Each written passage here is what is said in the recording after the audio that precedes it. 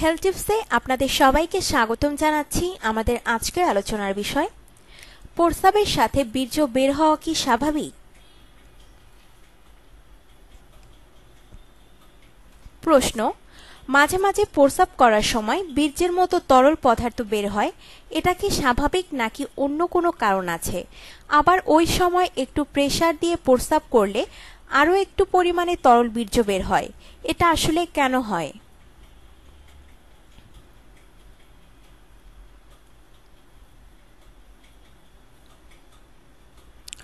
উত্তর, প্রথমেই বলবো যে মূত্রের সাথে লক্ষণীয় মাত্রায় বীর্য নির্গমন স্বাভাবিক ঘটনা নয়।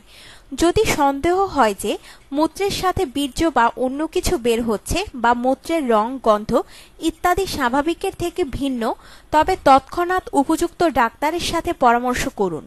প্রয়োজনীয় পরীক্ষা করে নিশ্চিত হন যে শারীরিক কোনো সমস্যা নেই।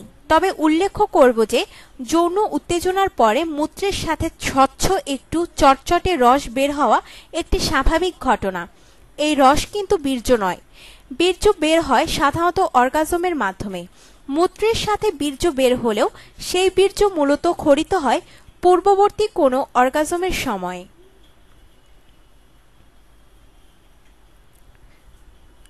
প্রস্রাবের সাথে বীর্য নির্গমনের একাধিক কারণ হতে পারে। সবথেকে সাধারণ কারণ হলো যে অনেক সময় সহবাস বা হস্তমৈথুন বা অন্য কোনো কারণে অর্গাজমের পরে স্বল্প পরিমাণে বীর্য মূত্রনালীতে থেকে যায়, যা পরবর্তীতে মূত্রত্যাগের সময় বেরিয়ে আসতে পারে।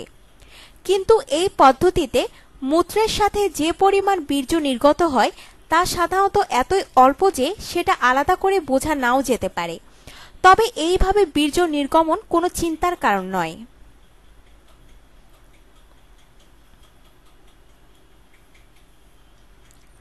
অপর একটি গুরুতর কারণ হল রেট্রোগ্রেড ইজাকুলেশন। এক্ষেত্রে অর্গাজমের সময় বীর্য লিঙ্গের মাধ্যমে নির্গমনের পরিবর্তে মূত্রথলিতে প্রবেশ করে এবং পরবর্তীতে প্রস্রাবের সময় মূত্রের সাথে বেরিয়ে আসে। সাধারণত মূত্রথলির স্ফিংক্টার পেশি অর্গাজমের সময় সংকুচিত হয়ে বীর্যকে মূত্রথলিতে প্রবেশ করতে দেয় না।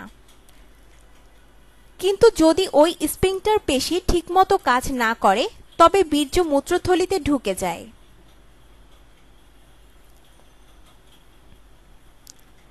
রেট্রোগ্রেড ইজাকুলেশন পুরুষদের বন্ধ্যাত্বের একটি সম্ভাব্য কারণ, তবে কিছু কিছু ক্ষেত্রে উপযুক্ত চিকিৎসায় এর নিরাময় সম্ভব।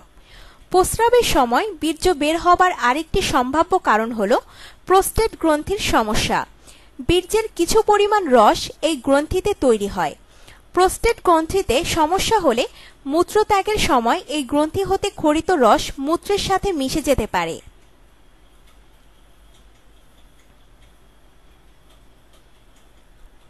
তবে কারণ যাই হোক না কেন, যদি সন্দেহ হয় যে মূত্রের সাথে অস্বাভাবিক কিছু বের হচ্ছে তবে ডাক্তারের পরামর্শ অবশ্যই নেওয়া উচিত।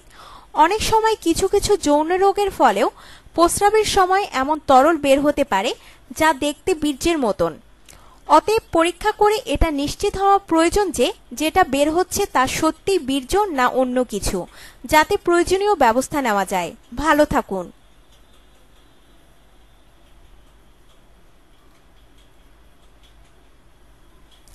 আপনার জীবনকে আনন্দময় করে তুলতে এবং বিভিন্ন স্বাস্থ্য টিপস ও পরামর্শ পেতে আমাদের চ্যানেল সাবস্ক্রাইব, লাইক ও শেয়ার করবেন। ধন্যবাদ।